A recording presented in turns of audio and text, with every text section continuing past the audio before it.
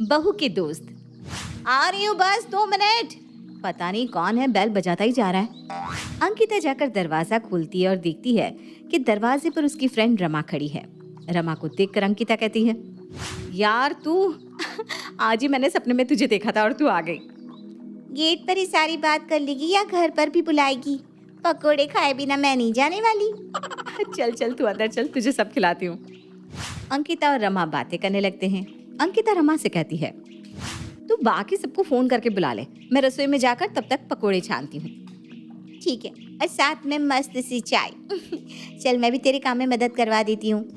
अंकिता गर्मा गर्म पकोड़े बनाने लगती है और रमा सभी दोस्तों को एक एक करके फोन करके अंकिता के घर आने को कह देती है और साथ ही चाय बनाती है। थोड़ी ही देर में सब अंकिता के घर पहुंच जाते हैं। साथ बैठकर सब मजाक मस्ती करने लगते हैं और पकोड़े खाने लगते हैं। ये सब देखकर ज्योति का खून खौलने लगता है। वो सबके सामने तो कुछ नहीं कहती, लेकिन मन ही मन बड़बड़ाने लगती है। जब देखो कोई ना कोई दोस्त यार बैठे रहते हैं, घर है या धर्मशाला, पूरा घर गंदा करके चले जाते हैं। अंकिता को तो बुद्धि नाम की चीज ही नहीं है। रोज इतना खाते हैं, राशन नहीं लगता क्या? इन लोगों को कोई काम नहीं है, जब देखो उठ कर आ जाते हैं। मेरी बेटी किसी के घर ऐसे आए दिन पहुंच जाती तो मैं तो उसके पैर ही तोड़ देती। ज्योति आंखों को लाल किए वहीं खड़ी बड़बड़ा रही थी। तब रमा कहती है, नमस्ते आंटी, आज तो आप बहुत सुंदर दिख रही हैं। नमस्ते आंटी। खुश रहो, एंजॉय करो। मैंने तुम लोगों को डिस्टर्ब कर दिया। नहीं नहीं आंटी जी, ये अब क्या कह रही हैं? ज्योति अपने कमरे में चली जाती है। इधर अंकिता और उसकी फ्रेंड एंजॉय करके चली जाती हैं। आए दिन हर टाइम अंकिता कॉन्फ्रेंस में अपने दोस्तों से बातें करती रहती और कोई ना कोई गड़बड़ कर देती। एक रोज अंकिता अपनी फ्रेंड से बात कर रही थी और बात करते करते उसे समय का पता ही नहीं रहा। वो दोपहर का खाना तक नहीं बनाती है और विशाल घर चला आता है। विशाल को देखकर अंकिता का मुंह खुला रह जाता है और चौंक कर वो कहती है, ओह शिट, दोपहर हो गई, मुझे पता ही नहीं चला। बस 10 मिनट दीजिए, मैं अभी ना खिचड़ी चढ़ा देती हूँ।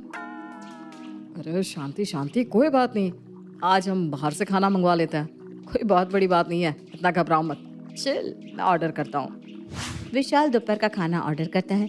सभी खाने की मेज पर आते हैं और खाना देखकर नैना कहती है, वाह भैया, मन ही खुश हो गया आज। वैसे बाहर से खाना मंगवाने का आइडिया किसका था? अंकिता सब बता देती है। भाभी, रोज इसी तरह भूल जाया करो ताकि हमें रोज बाहर का खाने को मिलेगा। हाँ, तू क्यों नहीं बोलेगी, तू तो बोलेगी ही, तुझे बाहर का खाना जो मिल रहा है। अंकिता देखो, मुझे बाहर का खाना बिल्कुल पसंद नहीं है। अब से ऐसा नहीं होगा मम्मी जी। विशाल खाना खाकर दुकान चला जाता है। ज्योति शाम को दुकान पर जाकर विशाल से कहती है, विशाल, तेरी बीवी के ये सब लक्षण मुझे पसंद नहीं है। रोज घर में दोस्तों की मंडली बिठाए रखती है। शादी के बाद दोस्तों का इतना आना जाना अच्छा नहीं है। दिन भर उनसे बात करती रहेगी तो घर के काम तो हो गए। माँ, तुम भी ना बेकार की इतनी फिक्र में लगी हो। मेरे भी तो दोस्त हैं जो आज भी मेरे कांटेक्ट में है। बाकी रिश्तों की तरह दोस्त भी जरूरी है। दोस्त रखना इसमें कोई बुराई नहीं है। ज्योति को गुस्सा आने लगता है। वो मन ही मन कहती है, अभी तुझे समझ में नहीं आ रहा, बाद में ना तू बहुत पछताएगा। अगले दिन नैना और अंकिता आपस में बातें कर रहे थे। भाभी, आपका फोन तो पूरी तरह टूट गया है, नया क्यों नहीं ले लेती? अरे अभी पैसे नहीं है, इसी बर्थडे पर तो तुम्हारे भैया ने मुझे फ़ोन दिया था। अब बार बार उन्हें भी परेशान करना सही नहीं ना, मैं पैसे जोड़ लूँगी पहले। तभी ज्योति वहाँ से गुजरते हुए कहती है, इतने इतने दोस्त हैं, वो गिफ्ट कर देंगे फ़ोन, नहीं तो पैसे तो दे ही देंगे। अब दोस्त इतना तो कर ही सकते हैं। अंकिता और नैना दोनों एक दूसरे का मुंह देखने लगते हैं। दिन बीतने लगते हैं। फिर एक रोज़ विशाल और अंकिता किसी पार्टी में जा रहे थे और विशाल की गाड़ी खराब हो जाती है। अब क्या करें अंकिता, गाड़ी खराब हो गई है और अभी बनने में टाइम लग जाएगा। अब क्या करें, शादी में जाना भी तो ज़रूरी है, नहीं तो रमा मुझे खा जाएगी। तभी ज्योति आकर कहती है, किसी दोस्त की गाड़ी मांग ले, वो तो दे ही देंगे। इधर विशाल, तू किसी दोस्त को गाड़ी बनवाने को भेज दे, रमा ही गाड़ी भिजवा देगी तुम दोनों के लिए, उसी गाड़ी से चले जाना। अरे माँ, क्यों किसी को परेशान करना, हम ओला बुक कर लेते हैं ना। विशाल और अंकिता ओला करके रमा की शादी पर चले जाते हैं। ज्योति अब हर बात पर अंकिता को ताने मारती रहती। रमा की शादी के बाद अंकिता रमा को घर पर इनवाइट करती है। रमा को देखकर ज्योति का खून गर्म हो जाता है। रमा के सामने तो वो ज्योति से कुछ नहीं कहती, लेकिन उसके जाने के बाद अंकिता को ताने देने लगती है। भाई, अब तो दोस्ती सब कुछ हो गया है। नई नई शादी होते ही कोई अपने दोस्त के घर कैसे आ सकता है, जैसे अपना मायका तो है ही नहीं है। अंकिता का मुंह लटक जाता है। इधर ज्योति मौका पाकर अंकिता के फोन से उसके सभी दोस्तों को मैसेज करती है। अब मुझे तुम लोगों से दोस्ती नहीं रखनी है, मेरी शादी हो गई है, मुझे अब डिस्टर्ब मत करना। इस मैसेज के बारे में अंकिता बिल्कुल अनजान थी। दिन बीतने लगते हैं। अंकिता के दोस्तों का आना जाना बंद हो जाता है। इधर नैना की शादी पक्की हो जाती है और संतोष कहता है, सब अपने अपने दोस्त और जान पहचान वालों को इनवाइट कर लेना। मेरी नैना की शादी ऐसी होगी कि सब देखते रह जाएंगे। अरेंजमेंट मुझे बहुत अच्छा चाहिए विशाल। हाँ पापा, मेरी इकलौती बहन है, उसकी शादी तो ऐसी होगी कि सब देखते रह जाएंगे। शादी की तैयारी जोर शोर से चलने लगती है। सब अपने अपने दोस्तों को इनवाइट करते हैं और अंकिता भी अपने सभी फ्रेंड्स को शादी में आने के लिए कॉल करती है। दोस्त तो आखिर दोस्त होते हैं। अंकिता के एक कॉल करने की देरी थी कि सब नैना की शादी में आने के लिए झट से तैयार हो जाते हैं। दिन बीतने लगते हैं और नैना की शादी का दिन आ जाता है। ज्योति के सभी रिश्तेदार आते हैं और नैना दुल्हन के जोड़े में तैयार होकर अंकिता से कहती है, भाभी, मैं कैसी दिख रही हूँ?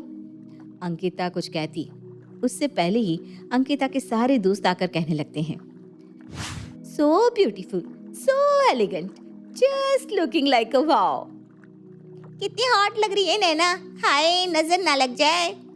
बहुत अच्छी लग रही हो। हाँ, मेरी ननद बहुत सुंदर लग रही है। अंकिता के दोस्त आते ही शादी में 4 चांद लग जाते हैं और शादी का माहौल और भी ज़्यादा अच्छा हो जाता है। अंकिता के सभी दोस्त शादी में इतने मशरूफ़ हो जाते हैं कि किसी को ये तक याद नहीं रहता कि अंकिता ने दोस्ती ना रखने का मैसेज किया था। फिर खाते वक्त अंकिता रमा का फ़ोन देखती है और उसमें अपना मैसेज पढ़ती है, अब मुझे तुम लोगों से दोस्ती नहीं रखनी है, मेरी शादी हो गई है, मुझे अब डिस्टर्ब मत करना।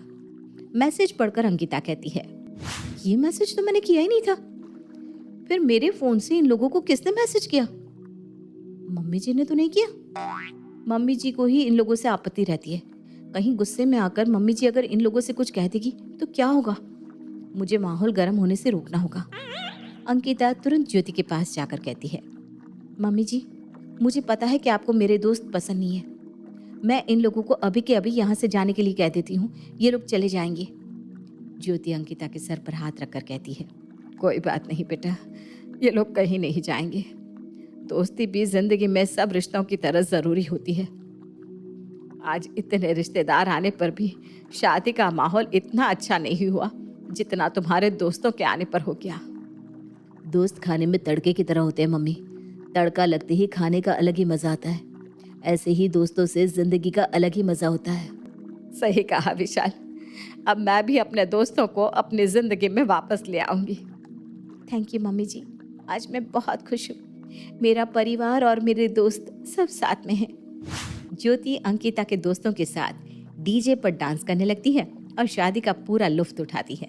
अंकिता के साथ साथ अब ज्योति के दोस्त भी हमेशा ज्योति के घर आने लगते हैं।